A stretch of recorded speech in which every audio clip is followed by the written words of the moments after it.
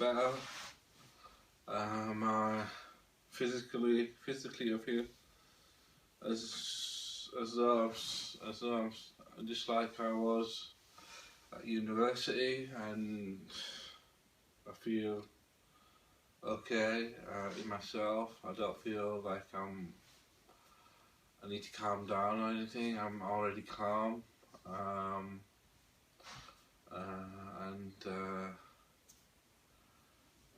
I'm feeling more loving. And this is my nature, to be loving and kind, be a descendant of Abraham. And it's not my nature to be argumentative or cruel or anything like that. And so what I'm going to say, might have a case of negligence. I don't know if the nurse did not administer the injection properly, or did not administer it at all. I'm in touch with some solicitors, but I might have to write a letter of complaint to the trust. I might also fight for misdiagnosis as well, paranoid schizophrenia, which comes from 2004, when I attempted to stab a nurse who was visiting me in my home, at my old address. And I was put in. At first, I was going to get out of hospital in about 3 months, 2 months, something. And but then they wanted to assess me for medium secure, and it made it really difficult for me. So I managed to survive not going to medium secure, where they lock you up for 15 years. It's such an oppression, it's such a persecution, it's unbelievable. It's evil, so evil what they do, for no reason at all, when all the conditions are ridiculously stupid. They don't even exist. They're just laboratory experiments on monkeys and things like that, and behavioural studies where they do the same thing to humans, see what reaction they get. And so I managed to avoid going to medium secure at Wakefield, but they renewed my section 3, which was a 6-month section. So I stayed 6 months at this private hospital, where it cost the taxpayer something like £300 a night, or something £400 a night for me to be there. And I was moved to this new hospital not far from where I live, in Limpia Mount, Morlands View, and I was put in the forensic care. So I was in hospital for another 6 months. I tried to appeal to come off the section, but they just say you have to stay on it. And but luckily, at the end of the 6 months, I was on home leave and everything, and I was visiting home quite often. I was staying home for over weekends and things, and everything was going fine. My family was really supportive of me to come home again. They were really upset that they escalated, that I was being assessed for medium secure and everything. But I got home, and we moved out to our new house, and I wasn't feeling well with the medication that they were giving me. It was making me a bit suicidal, because it was like an antidepressant and antipsychotic in one, and I was getting really suicidal. I was getting really bad ideas in my head, and I told the doctor twice, and I was in despair and things like that. And what happened was he went and he said, look, if you stay out of hospital for a whole year, we'll move you on to general,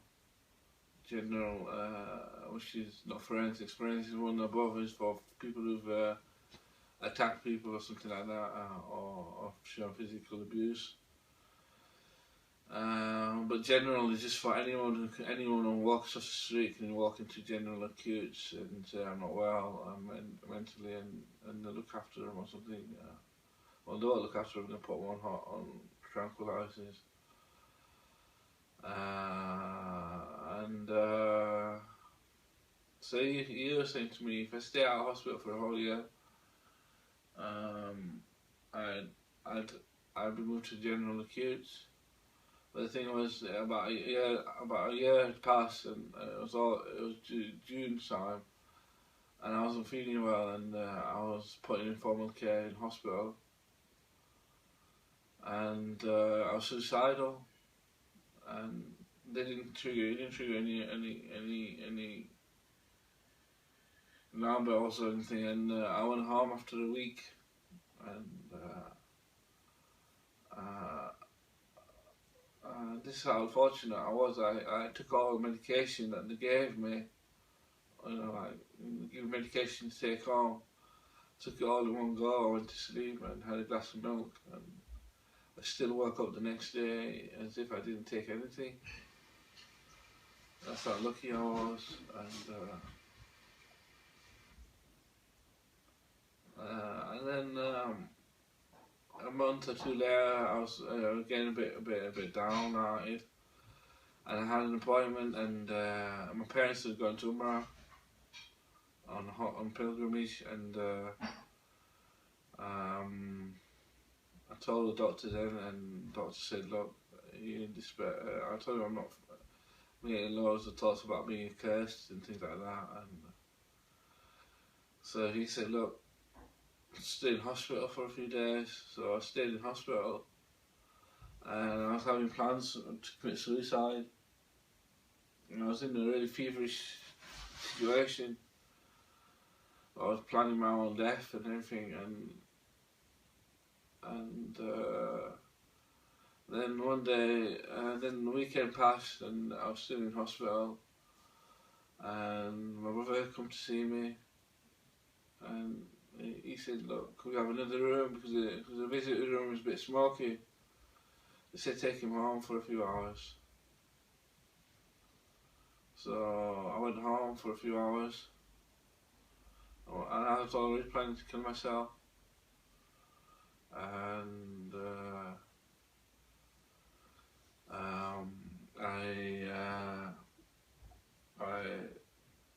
we went to a takeaway first of all to get some food, and when we were at home, the delivery guy held my brother up because we just moved in and we were moving furniture and everything.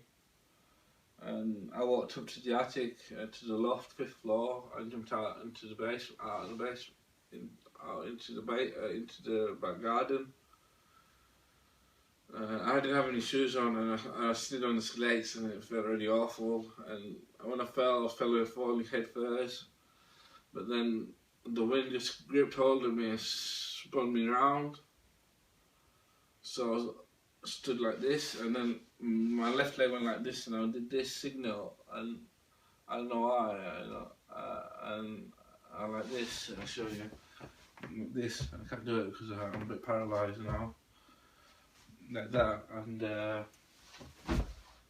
or maybe it was this one, this way, and I landed, and I wanted to smash my head against a rock. There was a rock there, and when I landed, I didn't hit anything. All I had was shudders in my spine, and I lost movement in my legs. I lay there for about 10 minutes. And my brother was looking for me, and he thought, well, he couldn't have gone too far because his shoes are at the front of the house. So he had a look into the back garden, and he found me, and he phoned an ambulance, and I was taken to A&E and everything. They did an X-ray, and they said you broke your back, and so I survived that, and luckily I did survive that, but because if I did go back to hospital after a few hours, they would have found out that I swallowed some contagion off the trolley, and that would have made it really difficult for me to get out of hospital ever again, because they would have said I was at risk, or too risky to be let out of hospital ever again. But somehow Allah subhanahu wa ta'ala guys from darkness into light. darkness into light, and mashallah, saves you at the last moment if you're faithful. And because of that, I was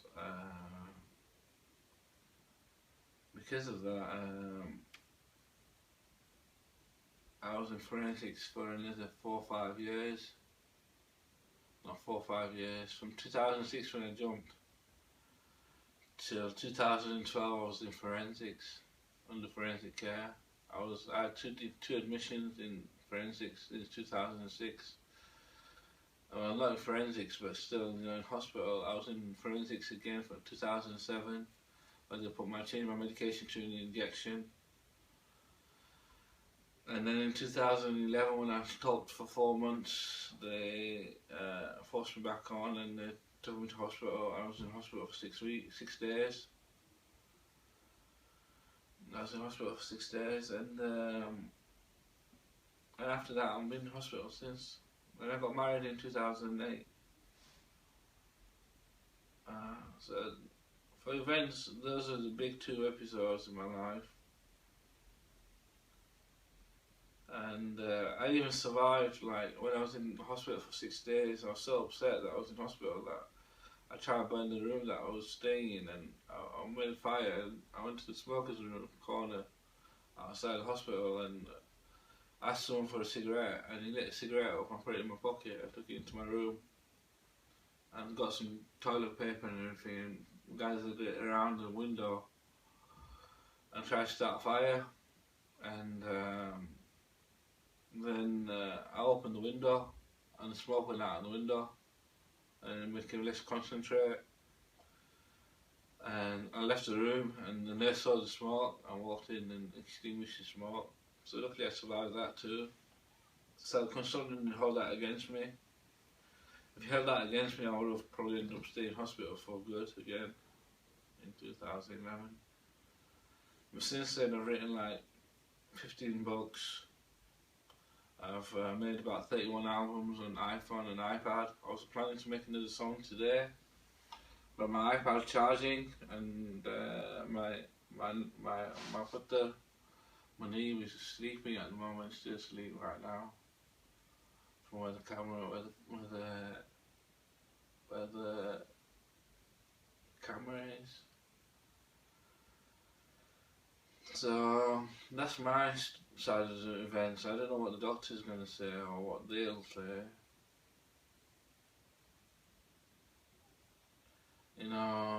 It's just escalations and holding on to the mere fact that they got me hooked on a medical condition that is not real. But they're just trying to keep asking questions of do or die to try to win my soul, because there must be a big soul in my soul. It must have redeemed many souls of humans, and whereas they try to lead humans to hell,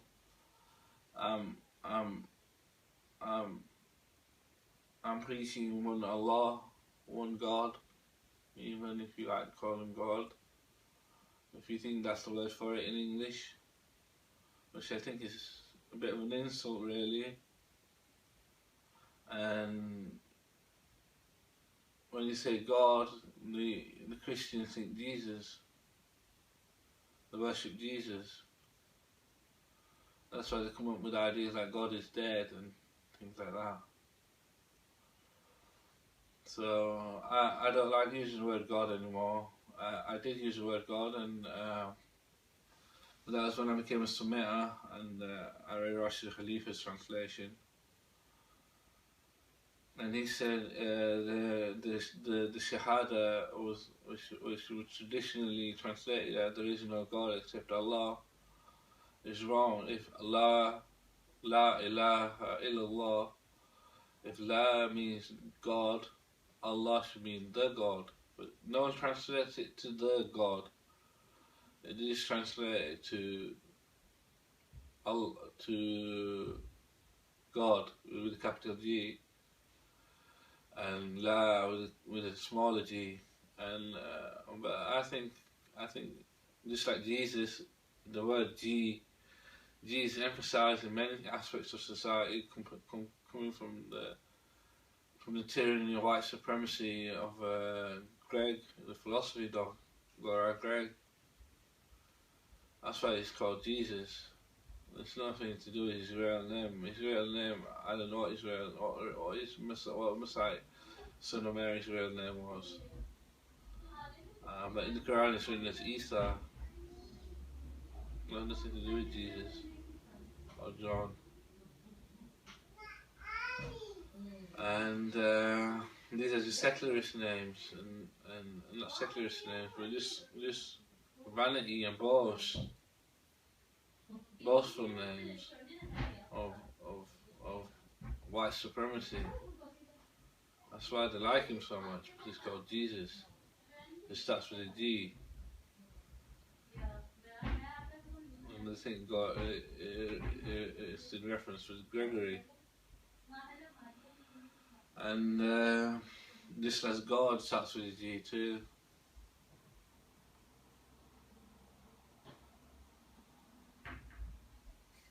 Anyway, we're humble Semites. Oh, I'm a humble Semite. They're arrogant warriors.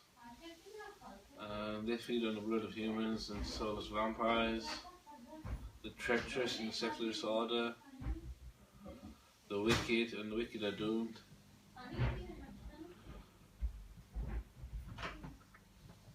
Anyway, later on I might make a song, and hopefully it'll be a good song. Better than the other one. The other one got a bit repetitive, I thought. The drum beat was a bit repetitive. The last track I produced was just about a month ago. But I think I'm going to come off with now. No, I'll just show you something. Well, you can't see it from there. Anyway, I'll leave it there.